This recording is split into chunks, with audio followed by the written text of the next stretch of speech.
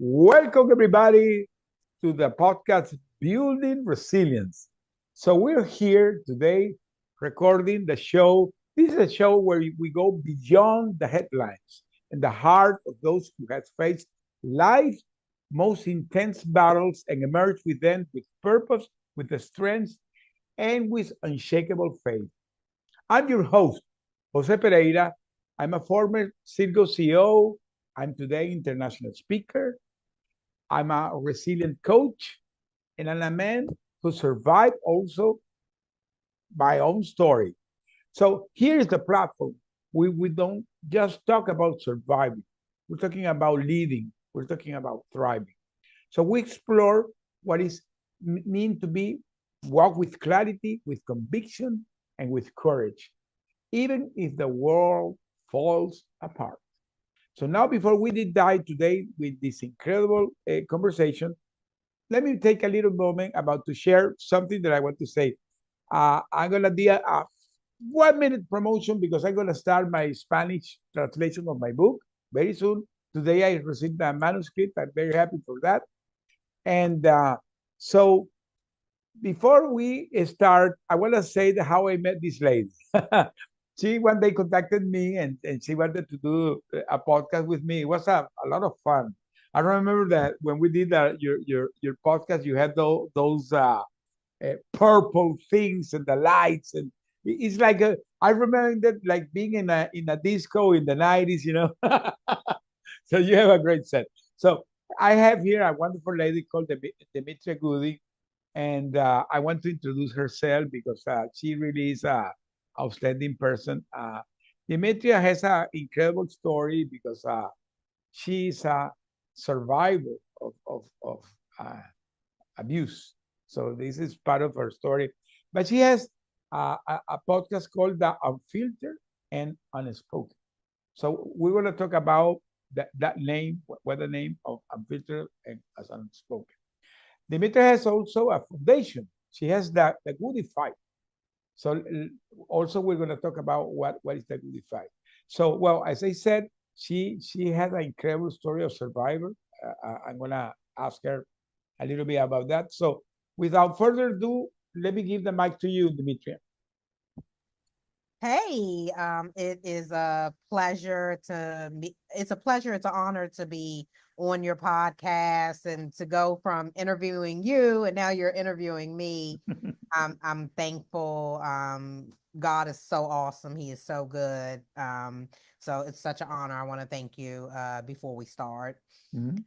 Um, so just a little, I guess I'm introducing myself. Yes, of course. Introduce yourself. Yes. Okay, absolutely. So my name is Demetria Good. I am the founder of the Good Fight nonprofit Mhm. organization, 501c3. We'll get into that later, Mhm. and founder of Unfiltered Unspoken podcast. Mhm. So I started in no, I'm sorry, March of 2013. Mhm. My ex-husband brutally beat and stabbed me 6 times with a Oh steak knife. wow. When And I heard about that, I got like what? Yeah, mhm, incredible. yeah. Yeah, so I in the entire situation, it led me to feeling hopeless, just no feeling at all. I just didn't want to be here anymore because of all the complications after being stabbed.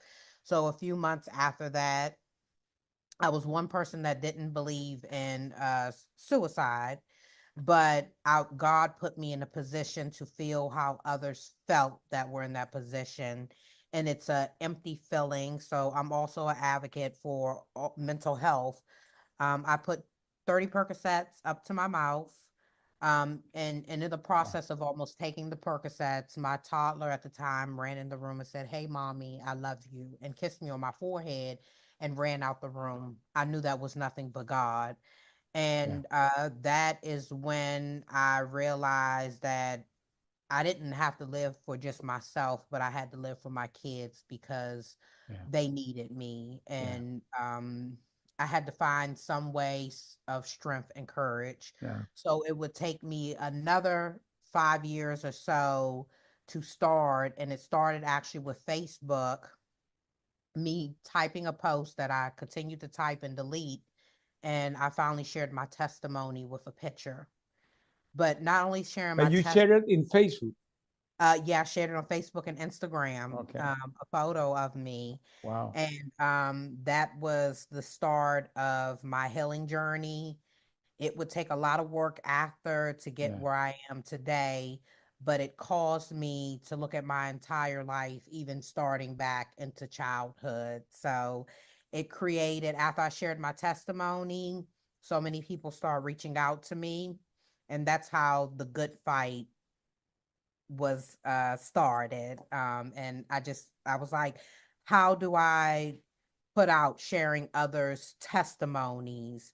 And that is the work that we do. We start with youth. We try to give youth hope, and so that they can avoid childhood traumas and situations. But we work with men, women, and youth of all kinds of life trauma, specific focus, domestic violence, specific um, focus, the youth, but we work with everyone, and we just continue to bring resources and free youth tutoring, free hygiene kits, donation boutique. We do so much. So uh I had just seen share. your post when you're doing stuff. I remember you did one day a post when you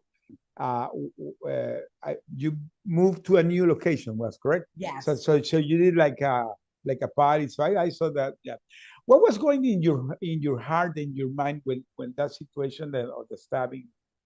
Let's go back to that moment because okay, that is like your pivotal moment. So what was going in your mind when that happened?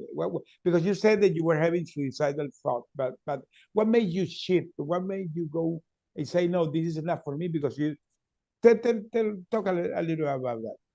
absolutely. So in my situation, I believe there's two parts: for my side of taking accountability, and um if a person never tells the truth, then that's on them. Mhm. So I try to tell both sides, as much as I can, as accurate as I can. Mhm. So I had been through a lot. I had ended up taking care of the household, but taking care of the household, it was so much emotional abuse. There was no actually there was no physical abuse. There was emotional abuse, there was financial abuse, there was verbal abuse, there was sexual abuse, there was all forms of abuse that I was encountering. And where I take accountability at is when triggers and traumas happen, we give verbal abuse back as well. So Mhm. I verbally abused, and my verbal abuse was a defense because I was defending not just me, but my kids. One day after coming home from my part time, I had been working both of my jobs almost 40 hours, my part time and full time. So I was working 80 hours a week to try to, handle the household. And when I walked in the house, I heard my ex talking about me, and something in my head, I just blacked out and I started telling him how I felt. And I would insinuate, whoever you're talking to on the other line, tell them that you'll buy alcohol before you buy your daughter diapers. So I was releasing triggers that I had held for so long, because what happens in relationships, it starts out, you love each other, but the love had turned into hate, Yeah. and that hate had turned into destroying two families, the separations of the families because of the traumas. So when I came home that day, I just kind of blacked out and expressed how I felt. And in the end, I was like, it's over. I don't want to be married anymore. And they call it a crime of passion. If they couldn't have you, no one else could have you. And I had walked outside and came back in because my son, and not my real nephew, but play nephew, was outside waiting on me to take them to their destination that they needed to go. And when I came back in, my ex-husband attacked me. He started Oh. hitting me, and he was hitting me so hard that I didn't realize that he was stabbing me. So And you he you were feeling, or maybe in the heat you didn't feel nothing. I didn't feel the stab wounds. I didn't even know I was being stabbed because if you see me in person, I'm 5'4", so I'm smaller. He was 6'2", about 275 pounds. So you could see the difference of there was no power that I could overpower Oh. him. And he beat me down the hallway to the back bedroom. And as he was beating, he was just hitting me. And um, I started banging on the floor. My dad was actually downstairs. And about time the whole ordeal was over with, when my dad came up, I kind of slid underneath my dad's legs to get outside. And you were And bleeding. You were I bleeding. was bleeding, but I didn't know the extent of what he had Wow. did to me. Incredible. When I got outside, and I put my arms down, I seen blood running down my arms. And that's when I realized that I had been stabbed. And I kind of went in shock. And as I came out, I guess he had a blackout moment as well because he was trying to come near me to, like, what did I do? And I just was kind of like, get away from me. And about time the ambulance finally came, they had to cut off my clothing. And that's when I realized that the how many times I was stabbed. So he stabbed me one in the arm here, one in the arm here, two in the hand. I had to have a major surgery on my hand to repair my tendons and nerves.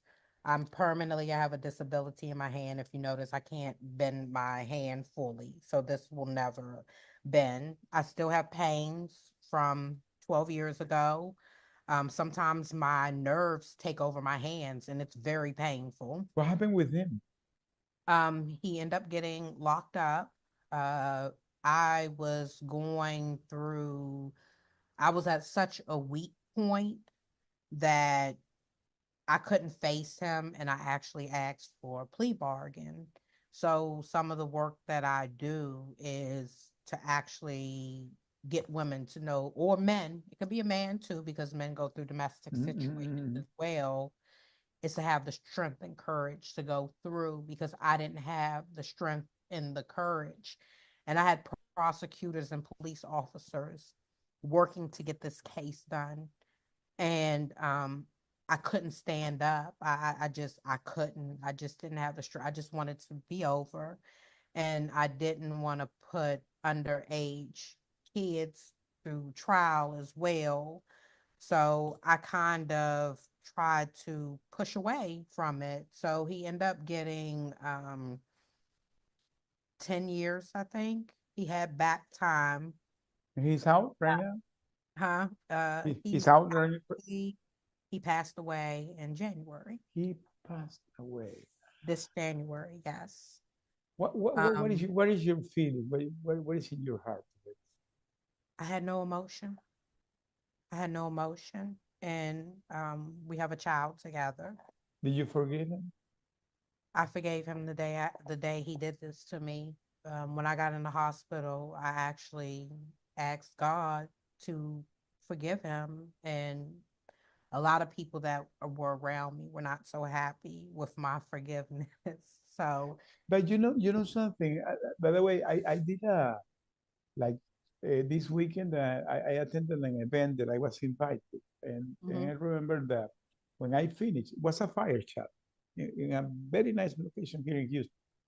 And when I finished, there was the Q and A's, and one person asked me about my story, that mhm, what happened if I have sense of revenge, if I have anger, and I said no.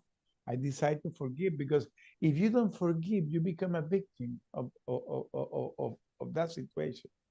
yeah, So I yeah, told them if I have not forgiven my captors, I would be a hostage all my life. So mhm, it's the same that you. So good that you took that decision because it's incredible. It's courageous taking the decision to forgive. It's not easy. Yeah. And even though we forgive, what we have to remember is we will forever live with scars and triggers. Yes. But the And problem is that the problem is when the scars hurt. If the scar you have it as a reminder, but doesn't hurt, now you're healed. yeah, because one of and I'm sorry, I'm gonna step back just a little bit. Okay, yeah. So the six stab wounds, one, two on my hand, three, four. One was over my heart. Wow. So he went to Uh, the heart. yeah, one of the stab wounds, you can actually see the mark, is over my heart, and one was Wow. right here. I had 15 stitches up my chin to lip. My lip is actually shifted. You can Wow. see the mark here. Yeah, yeah, yeah, yeah, It's up here, and my top yeah. lip is shifted. I had three staples in my head. My head was gashed open. Wow. I had golf ball sides. I had braids in my hair then. I had golf ball plugs pulled out of my hair. You really didn't. Uh, when people looked at me through the healing journey, just me going out, I think people looked at me as I was in a fight. They didn't know the extent to it. So Yeah, it probably looked like I was in a brawl or I was yeah, fighting. yeah, So those you after you feel humiliated, you feel embarrassed. You just don't know where to start in life because you're damaged inside. yeah, You're hurt inside. You're going through pain inside. And not only that, the worst part of it is family and friends are the other part that justify uh, or accepts what the other person has done they were instead of justifying him that what he did. yeah, instead of holding him accountable. I remember one person told me, well, if he did it, he must have did it for a reason. Oh, wow, incredible.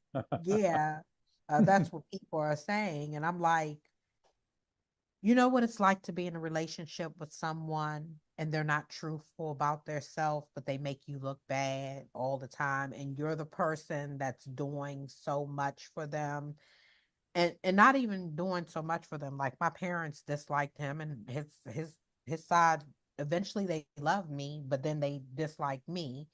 And I don't think people stop to ask, how can you love a person so much in the beginning and then dislike them? And I had a no trespassing sign. So my friends and family actually didn't know the abuse that I was going through because I believe marriages and stuff, you keep people out of your relationship.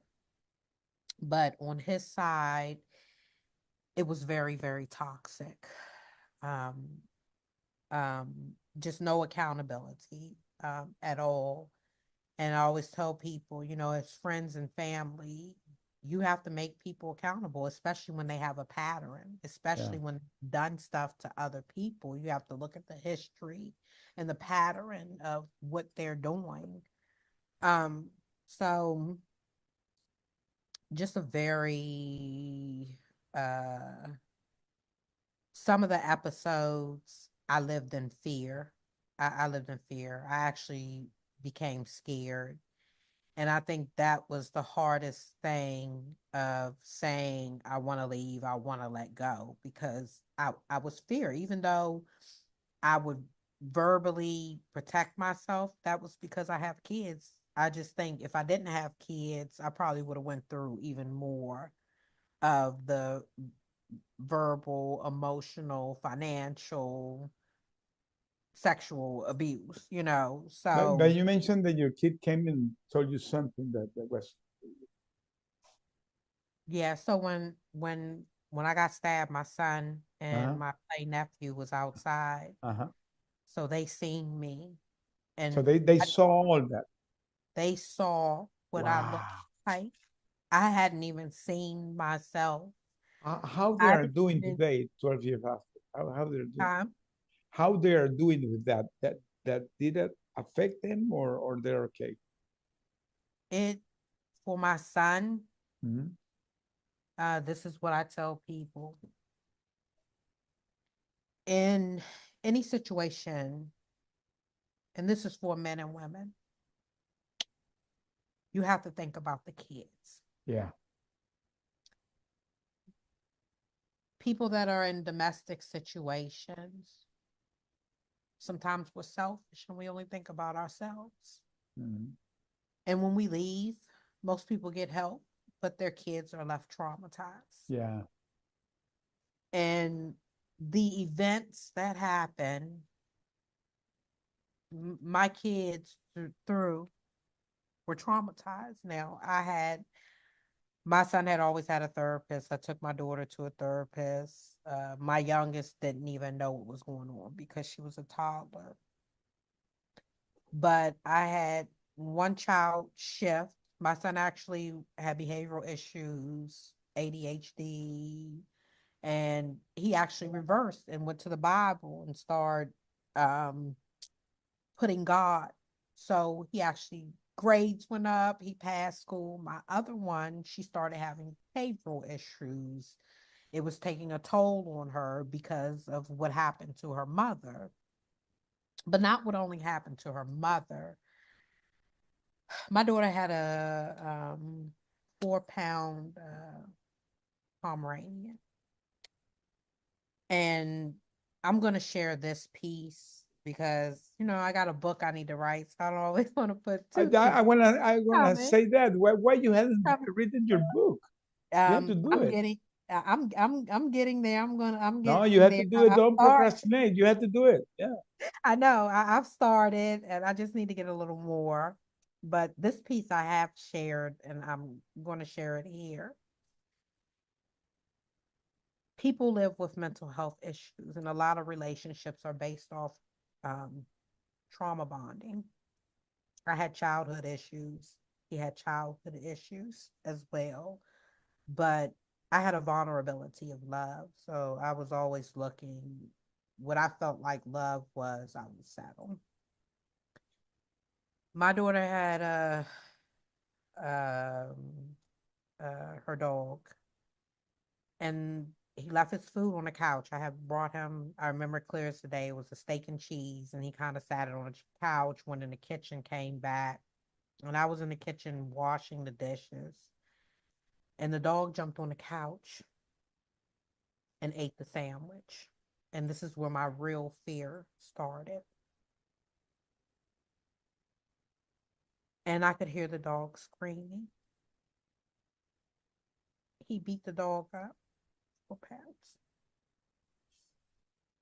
The dog's eye popped out of her head, blood everywhere. I didn't know what to do. I Wow. was in shock. And I covered it. I was scared. And um, I had to pay to get the dog's eye, to save the eye, stitched, just to save the eye. Back then, it was $3,000. And I had to pay for what he did. And then he didn't give me $1 or contribute towards it. I remember I had to write 5 post-dated checks. We were already struggling. I was already holding, and this is where financial abuse comes in at. And I didn't know what to do. My neighbor was like, I'm gonna call the police. And I wasn't honest with my daughter. My daughter knew. I eventually I told her. And I remember saying all got hit in the eye with a baseball. People don't know what it's like to see someone in rage. Yeah. Rage to the point you're living together. It's not like you can walk away and separate and do things differently. And you're feared. That's where my fear started. That's where my fear started.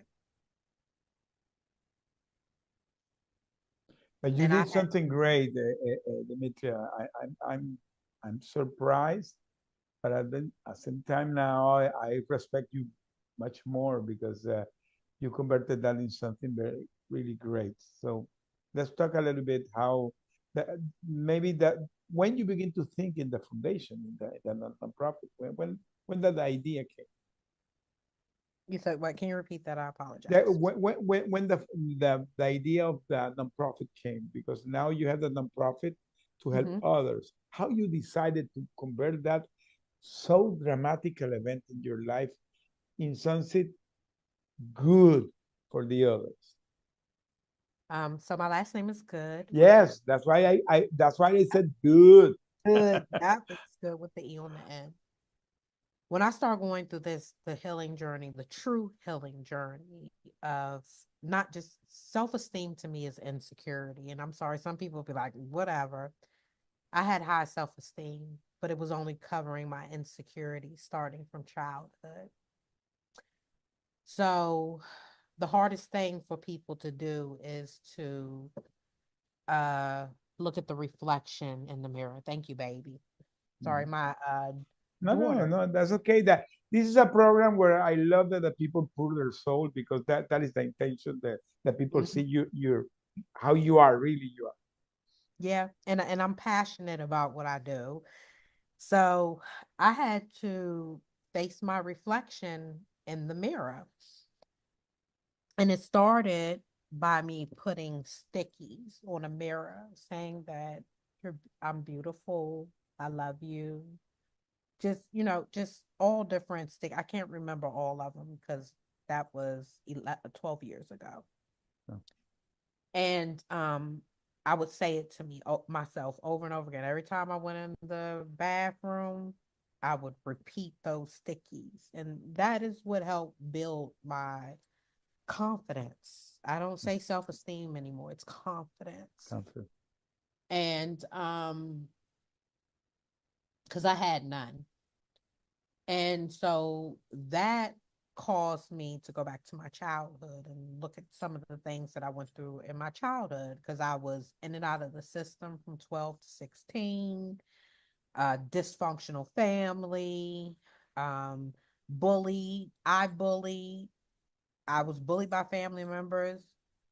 I bullied, and then when I moved, I got bullied. But when I got bullied the last time, I knew how to handle it. I knew how to stand up for myself. But and bullying is not a good feeling. So I didn't bully that long as a child, and a lot of times because I've been in that position, I understand. Um, I was bullied bad at home. So and not at my mom, but at grandma's, right? And I had to go to grandma's almost every day. And I had to look at a lot of hard pieces in my life that I didn't want to look at. And I had to face those pieces. So I had to say to myself, every situation in your life, what is the lesson learned?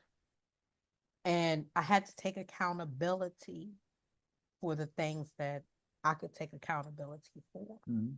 And I had to forgive. And I had to tell myself some things are controllable and some things are not controllable. That's so You true. have to forgive yourself for the things that aren't controllable because it's not your fault.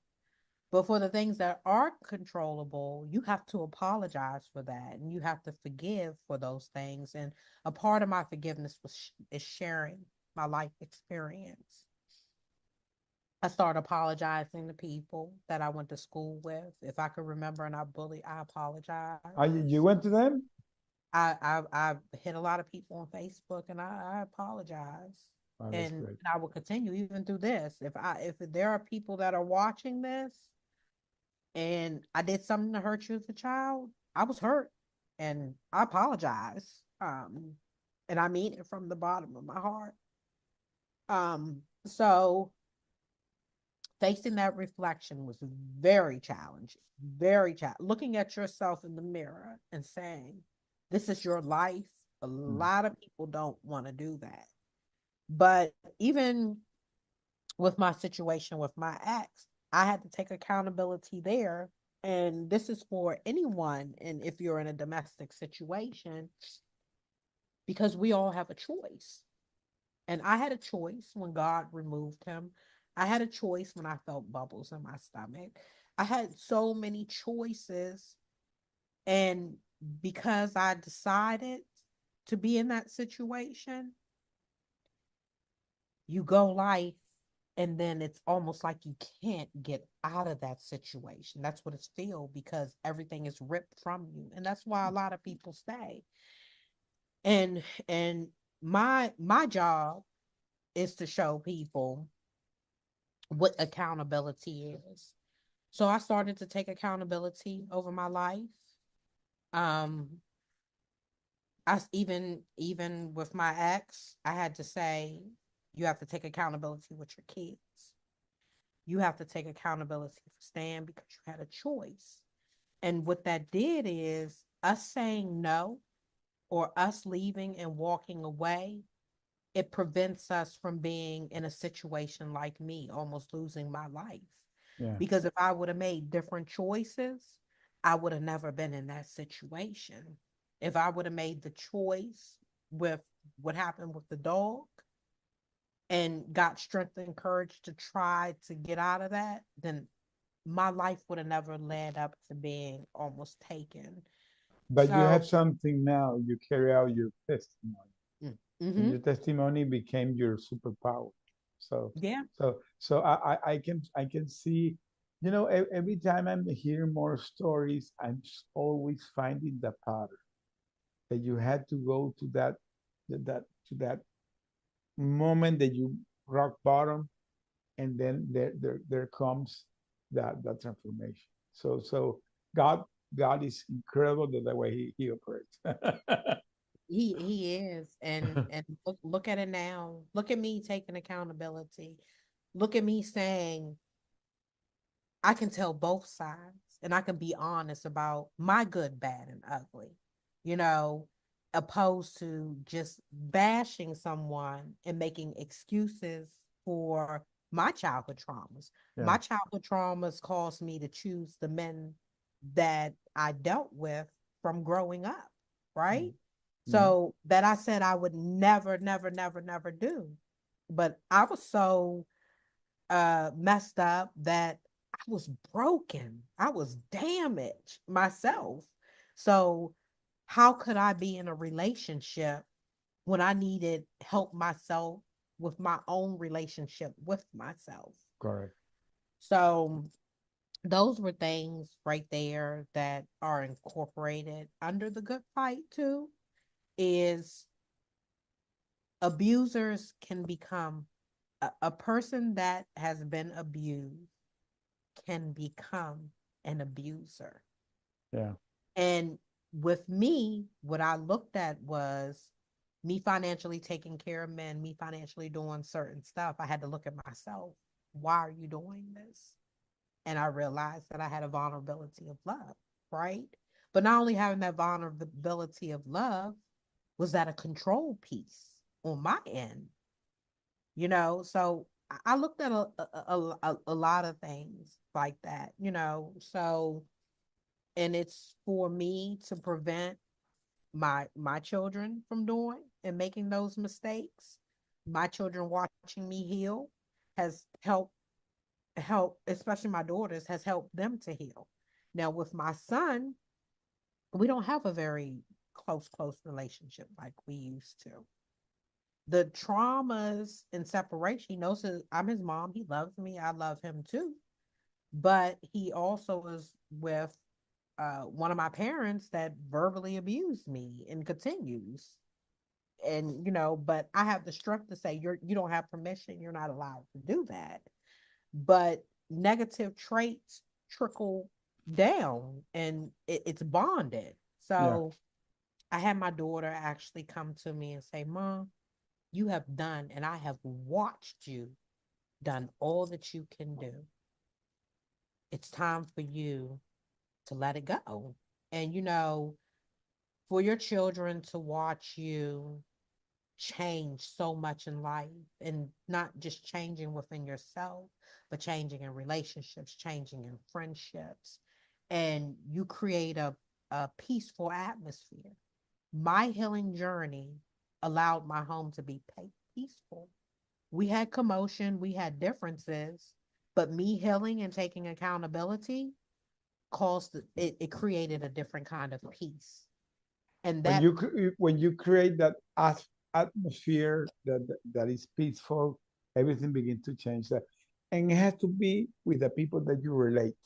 So that's yeah, so important. The people where you are related with. If you interact with toxic people, your atmosphere will be toxic. So mhm. the people that hearing this, take care with who you relate. So when did the nonprofit idea come from, and how it came?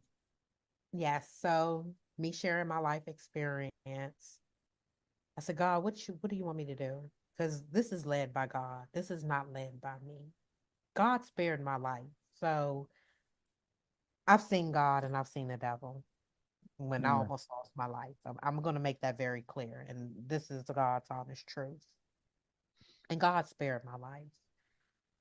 And this is bigger than me. And I said, God, what do you want me to do? And I'll always sit down and I think, and it's like we're in a warfare. The world is in a warfare of positivity over negativity. And the Hmm. negativity is people's traumas. People are blinded by their traumas and they make Hmm. excuses because certain things happen to them and they're hurting people. So I had to Hmm. look at myself because I'm a reflection in the mirror. So the good fight started because I said I want to share life experiences of others in hopes that someone will connect to start their journey to healing because somebody's testimony may help someone else. Hmm. I want to work with youth.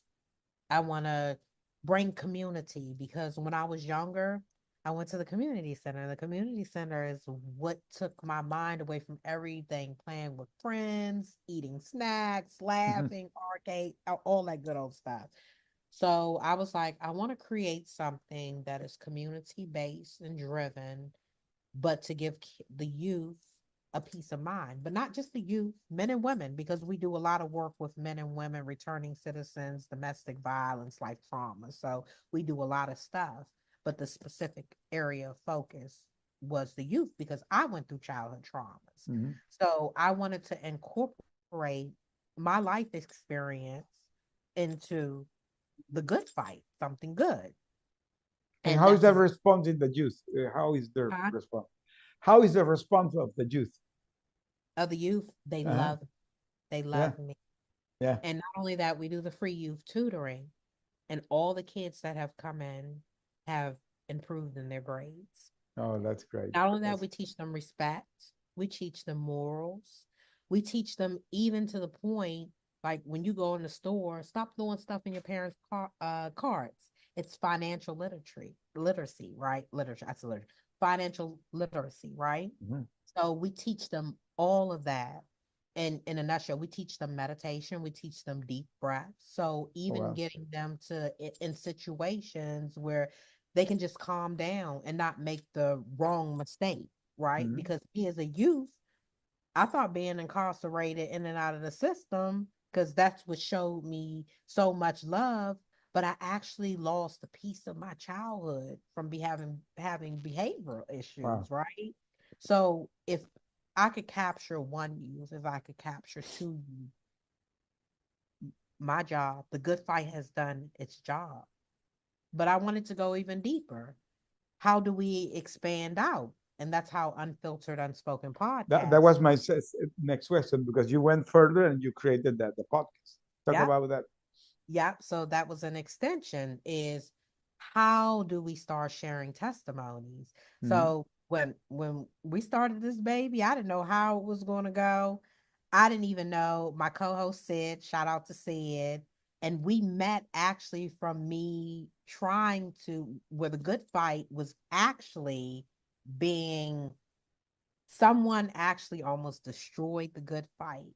And I didn't sleep for hours and hours and days. Like it was very bad. I was going through a panic, but I didn't give up and I fixed it. See, people don't know. And I want to say this, be careful of who you think is your friend and you do business with Oh, because yeah. All business is not good business, and just because it's your friend or a referral does not mean that you have to use them. Always vet people when it comes to your business That's and the why I always ask God to give me discernment, not only Mhm. wisdom, discernment, because that is Yeah, what you can say, this is not for me. this this this is enough. So Mhm. we just jumped into the podcast, and I didn't know. I didn't know. And but this is how God blessed it. It just along the way, it just started to get better and better. And I learned. And now I'm doing all the editing, the flyers, creating the videos, all that stuff is run by me. And so people just started coming, and I went on a platform and asked for guests, and we booked out first year. Second year, we booked out. This year, I actually said I didn't want to book out. I want to organically do it. And we're in July. We're booking in July now. I didn't even use the website to book people. I But was like, I'm people gonna come to you. they're coming. How do And people connect with you? they see other people's testimonies. We Okay. get emails, we get messages. We've had people come back a second time. Well, the program that I did with you did great. Yeah. I have it in my YouTube channel. The other I saw it has, I don't know, 1,000, 2,000 views. Woo, yay. And that's the thing is we're international. And we've virtually we've been in almost 30 countries virtually, but probably we've done over 60 interviews virtually in different countries. So it was a platform of we want men, women, we want all different nationalities. I did not want it specific just to one race. I wanted it specific because everybody goes through life traumas. Everybody is not everybody, but most people are suffering, and people don't realize how many people are going. It's more people that have been through traumas than people that have not. Well, and you're talking about unspoken, and this is so true. You know, one of the things that today I is part of my coaching program that I do, because I have this program that I do with basically with a business leader, and the Mm-hmm, people had traumas and they never talk about it. So now they're leading companies or leading businesses and having their own traumas. So mm-hmm. so if they don't solve that, they are transferring that to their employees, to the people. So it became it's like an effect. So that word unspoken, I like it because these are the hidden things that people have. Yep. And we wanted a platform where people were going to be free to talk Mhm, about mhm, their testimony and not judge. And not only mhm. that, people should be able to tell their testimony how they want to tell it. Yeah. If you may use a bomb word, if that's how you want to express it, then that's how you express it. Because you never know what the person sitting next to you has been through. And we judge. And you said something very important with leadership is because a leader is supposed to be able to teach the people underneath them to be a better leader than them. And if a leader is still coping with traumas, they're It's not gonna gonna. they're gonna trickle down all the Mhm, negativity, the mhm. narcissistic behaviors. I supported a very large person at a big corporation, and when I tell you a narcissist, and it trickled down to everybody underneath, and I was by few one of the people that stood up to him. And I went to corporate and I went to internal affairs. And when I finished, I had the lawyers coming to me because I had been through so much abuse that I vowed to myself, I don't care if it's a corporation, I don't care what it is, that I will not suffer through abuse. And I knew it was a 50% chance that I could lose my job. But my dignity and the person that who I am is more important than anything. Because if God can get me through 6 stab wounds, he can get me through any form of abuse. Mhm. So that's the beauty of Unfiltered Unspoken podcast is sharing that abuse because a lot of the folks, it started from childhood. childhood traumas affect adult decisions. And that is true. And that is one of my slogans. Well, So, I interviewed a person that when I came back from my hostage situation, I stayed in mhm, a trauma center in North Carolina, and the director of the center, by the way, he was the prologuist of my book. So when I interviewed him, he told me something that really, wow, shocked me. He told me that 78% of the homeless are being abused when they were kids. So it's not a strong correlation between somebody that has been abused when they was a kid and when at the end of their life, after 50 years, they become homeless. So because it at the end, if you don't heal, it will impact your life. yeah. And then not only that, I'm going to throw into this because I work with a guy that studied homeless people too. Mhm. Some of the people that are homeless by choice By because they don't, choice, yes, yes. by choice because they want to roam freely and they don't want to listen to anyone's rules. So Mhm. it's a freedom to some of them, but the hard part is that a lot of them are left and put into society with unmanageable mental health issues. Mhm. And what do we do? How do we help to get them help that they need with mental health issues? Because sometimes those mental health issues can hurt other people. I mean, it's Mhm. sad to say, but but it's the truth. And a lot of the abuse comes from family, and Yeah. that's one of the things through this healing journey is I had to take back control of my life from hidden family secrets. I had to take control back of my life from my family not controlling me and me allowing them at my Mhm. age Mhm. to abuse me. And what Mhm. people don't realize is one of the things that I had to take accountability for was that I always put people first before me and I always put myself last. And through this healing journey, I learned how to put myself first. And when I started to put myself first and to love on me and to be the first person that I love, besides my Almighty God, but for me to love myself, to put myself at the top block, how can I love my kids and I don't properly love myself? I love them. I know that. But how can I healthy wise take care of my kids if I'm dealing with trauma that causes health issues and stuff? I have to be healthy within my heart to be healthy to other people. And me loving myself and putting myself first, this is the one thing I finally learned what love was. You have I been talking several times about God, God, God, God repeatedly. So I want to ask you, uh, what is the role of God and your faith in all your journey? before I almost lost my life, Mhm. I believed in God. If it was due to my childhood, because God has always been in my heart, but if it was due to my childhood, I would never, I would have never have believed in God.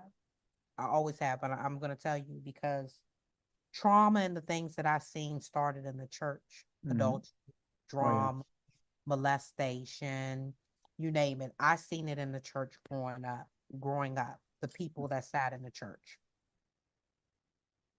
But I never lost faith in God even as a child. I just, as I got older, I didn't go to churches. I listened, but I really didn't go into churches because of all the church is supposed to be the community, and the community is supposed to be led by the church. So why are these all these traumas coming from the church? When I almost lost my life, I seen a it's a color I can't explain. It's all these different colors, but it's the translucent is like this white mixed with all these. I can't even say it. And the devil looks like the Grim Reaper. And I can tell you a shield went over me, and I can feel God and the devil tug of warring me. Not feel them, but see them tug of warring with my life.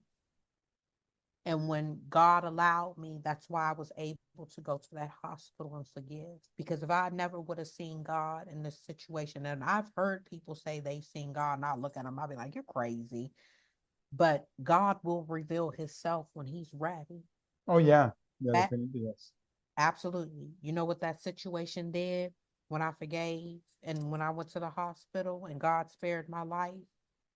I not only believe, I believe in him, but I became a believer. There's a difference of believing and being a Oh believer. yeah, yeah. Mhm. I am a believer of God. Am I perfect? No. Do I still have flaws? Absolutely. Do I still have a lot of work to do? Absolutely. I absolutely do. That doesn't change that I'm a believer in God, because the good fight, unfiltered, unspoken, all the work that I do is a passion from God saving my life. And that's why God is at the top. And that's why I am a believer. And that's why this work has to push through no matter what steps I have to go through to get there. This work that I'm doing is the revolution of God to show how people can go through traumas and go through the worst things in their life, but God can take them and change their entire life just from the traumas that they have been through, of accepting them, acknowledging them, and taking accountability. You know, you are a living proof of that the darkest chapter of your life you became powerful because of your testimony. So how can the people support you? How can the people can support your mission? So because you're nonprofit, you do things because I see the things that you post. So everything has money, needs support. How can the people support you? Everything is about money, and I'm gonna tell Yeah, you, yeah, yeah, but everything is not about money either. It's about the belief in God. yeah. The money comes because It comes. it's for a purpose. There's a purpose behind. It is, and we need monetary donations. We do, because I risked my whole life, and my family knows this. And when I say I risked my whole life, I mean my living style, my home, my everything. And I lost my job for a year and a half, about a year ago. And the people around me was like, give up, give up the good fight office. Let it go. I said, I can't. And God made a way. I don't know how. My whole life changed. I still struggle to keep it going because I financially support this a lot, and I can't. But God continues to somehow push through no matter what. And I wake up with a humble heart always, every day, just thankful when I open my eyes. But on our website, www dot the good fight, there is a E on the good in the good. So TheGoodFight.org. There's a donation link through Give Okay. Butter. It's a secure a website for 501c nonprofit organizations. And if you could come support, please make a monetary donation. All proceeds go to supporting our nonprofit. If it's operational costs to help keep things running, if it's towards the youth, if people want to make donations, please reach out to our website, send a message. We'll send you the address. We do free youth hygiene kits. We have a donation boutique where we give back to the community. There are so many things, and I'm gearing to work to get the youth either laptops or tablets to further what they're doing, because we're doing some amazing things. So we ask for all the help that we can get, and every dime, every penny goes to the nonprofit organization. I've been approved for a salary for since this baby has started, and I haven't made one penny off of the good fight. Everything is invested. And I tell people don't know what it's like that you need, but you're there to give. But see, I'm able to give now for a good cause. I used to give to people that used me, but I allowed them. I take accountability, because if I would have said no, then they wouldn't have been able to do that. So because I have to, there is an art behind yes, the, yes, it the, is.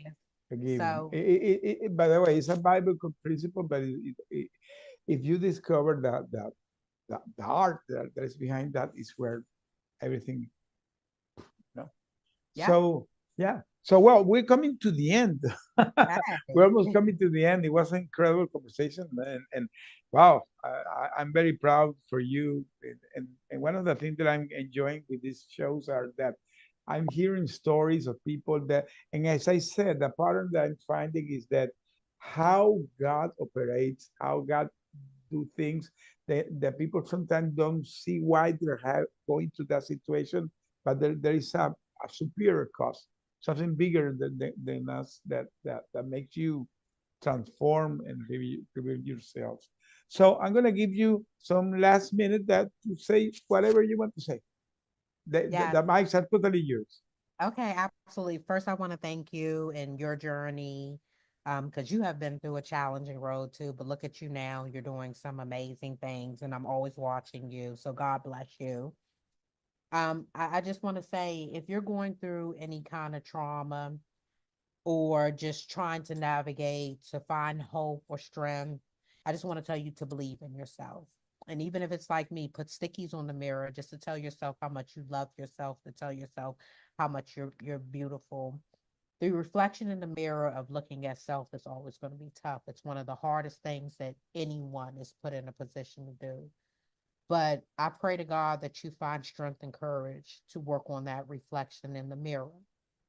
And sometimes in life, you will have to change your circle. And number one, that could be your family.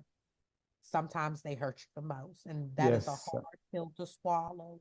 But that's one of the things that I did. I disassociated with almost all of my family. And I'm absolutely okay with that because it brought so much peace in my life. If there's someone hurting you, separate. And it Yeah. is okay to say no. You don't have to. You don't have to feel pressured. Once you say no, you avoid yourself from putting yourself in another situation that you wouldn't have been in if you just would have said no. So I just encourage everyone and anyone to look at your life trauma and to face those traumas and to know some things are uncontrollable and some things are controllable. And there are probably a lot of things in your life that were uncontrollable. So forgive yourself. It is not your fault. It is not your fault at all. So I just want to say, facing your traumas is a big start of the journey to healing, and loving on yourself is the key to finding true love.